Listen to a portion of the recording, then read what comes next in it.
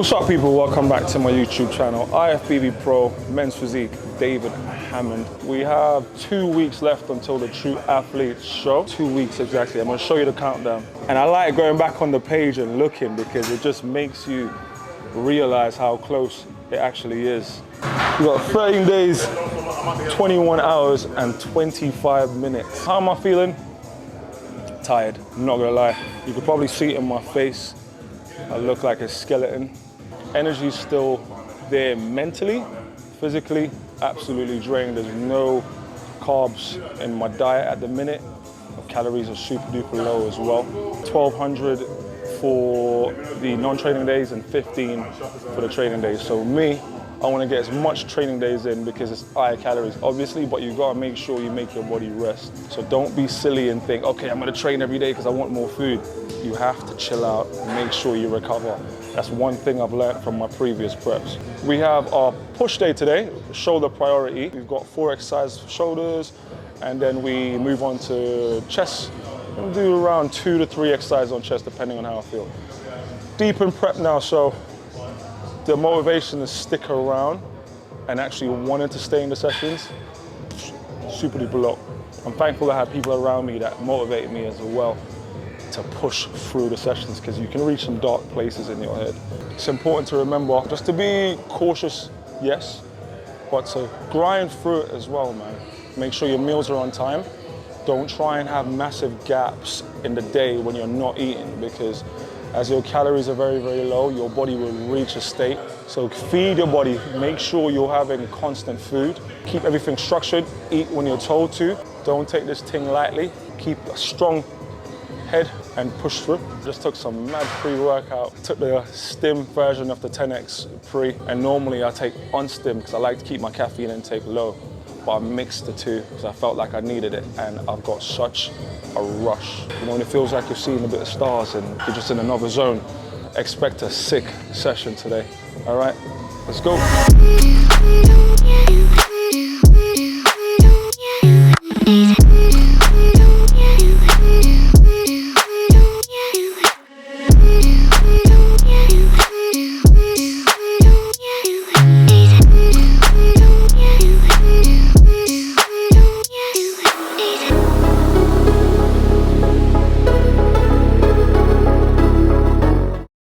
You know what's crazy? That was a completely new pre-workout. I'm not used to it. Yes, my bro, yes, sir. How's on, brother? Yes, my bro, you good, yeah? So, movement number 1, as we have shoulders, we're gonna isolate them. If you tend to be a person that jumps on compounds and then the dominant side takes over, you wanna make sure you isolate your shoulders so you can actually feel what they're doing. We have an upright cable crucifix. With the crucifix, you can put it in many different positions. If you feel comfortable bringing it on an incline, you can bring it on an incline. For me personally, I like to have it a little bit more upright, just so I can focus on depressing my shoulders a little bit and focusing on that external rotation. Angles are very important on this one. It's completely how you pull. So you want to make sure, palms up, you pull out and externally rotate if you want to target those outer lateral fibers.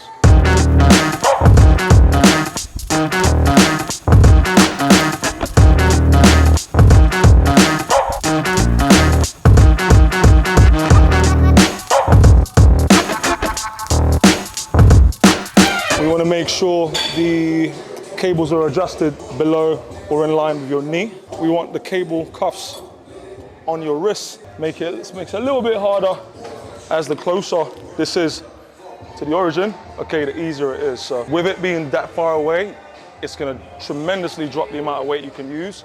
So you have to leave your ego out the door. All right, we're gonna step back a little bit just so we can have a little bit more range of motion. Hopefully don't tie yourself up like this. I need help, cut. Palms out, nice loose grip, chest up, drop the shoulders down. Make sure you're not hiking the shoulders up. All right, we're gonna come out and externally rotate. That's my peak contraction there. As soon as I've hit that, I'm coming back in. You wanna make sure you perform this really, really slowly. You don't wanna be that guy that's just banging it out. Okay, you won't get your angles right. So the press, so the back. We're really just trying to think about feeling my shoulder. It might just look like I'm just bringing the weight up and down, but to focus on depressing the scapula, focus on controlling that motion, even though every fiber in your body is telling you to speed up, is what taxes the shoulders. So you want to make sure you focus on that. Next movement, we have our Smith machine press. Isolation's done now, it's time to move into the compound. Obviously the Smith machine it's in a fixed realm, so it makes it easier in opposed to worrying about all those stabilizers. We just jump on, keeps it in a fixed angle, and we just press upwards. I'm not in any rush to add weight, okay? So I'm starting with a 10s. Man, don't normally start with 10s. You normally start with a plate. Today we're starting with a 10s. We're humbling ourselves. I really want to feel the movement. My angle's right. Just up, the press.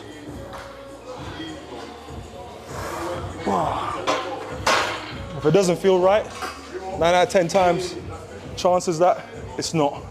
So make sure you adjust until it feels good. That's it.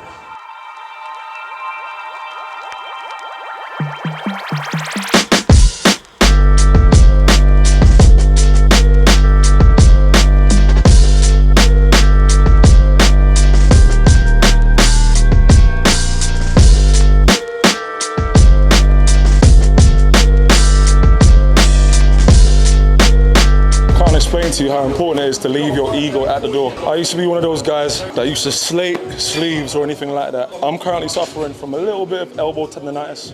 So this is gonna help me so much more by just keeping my elbows warm and helping me through the lift. Leave your ego at the door. Look how mager my face is. It makes my ears look big.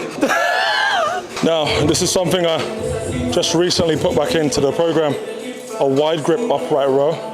I normally didn't do upright rows, because I used to get a lot of imbalances in my traps when it came to the left one reacting a bit more than the right. But I find that when we get our arms out a little bit more, we kind of reduce that range of motion, but at the same time, you can depress your shoulders a little bit more. The key thing is here to go a little bit wider than traditional.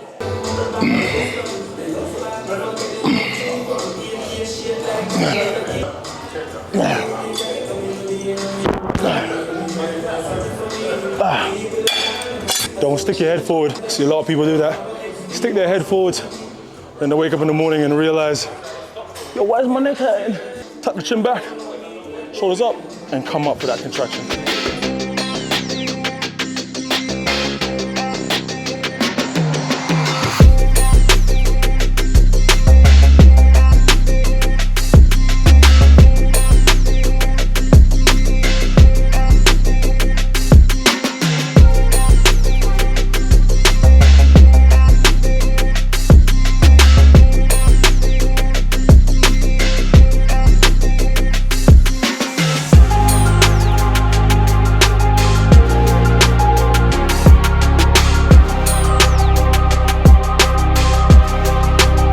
Tip for those of you who use EAA supplements and use it all the way through, it's more beneficial when you have it in small doses midway through the session.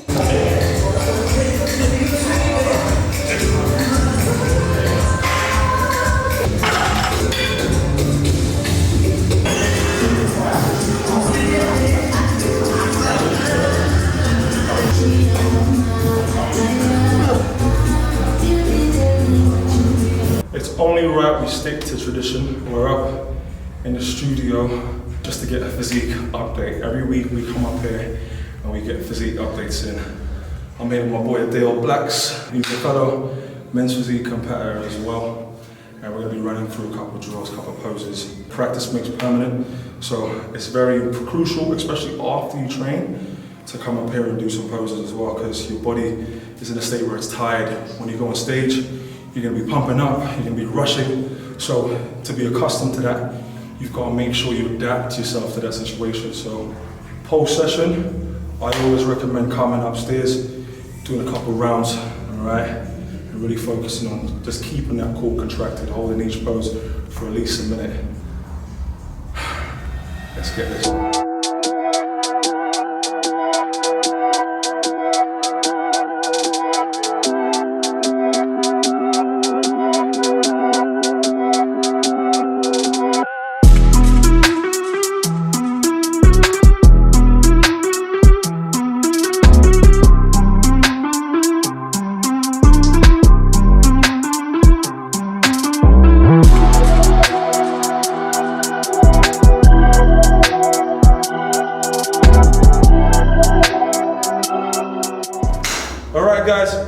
time to wrap it up. Thank you for watching this video if you made it so far. Check me out next time on our peak week. All right, we've got 2 weeks out and we'll be going through a day in the life. Let me know if you want to see a day in the life. Okay, but we will be doing our peak week. So I'll be showing you what the process is coming up to the show in more detail. All right, check out my boy Dale Blacks, future top weight pro in the game. But peace out, see you soon.